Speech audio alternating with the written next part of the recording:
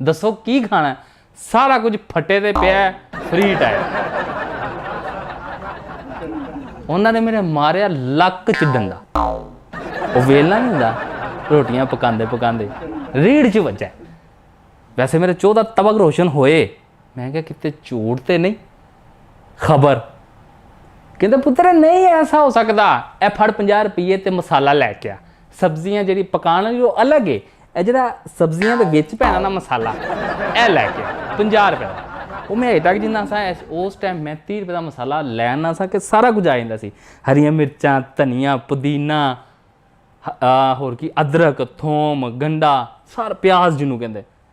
मैं 50 लैके चौड़ा हो गया क्योंकि मैनू इस गल ते यकीन सी कि वड्डी सीट ते ने, झूठ नहीं बोल सकते, हालों चुकते ना पहले। यही चीज़ मेरी ना खुशी दे ना तासरात विखा रही थी कि नहीं तू कामयाब होगा।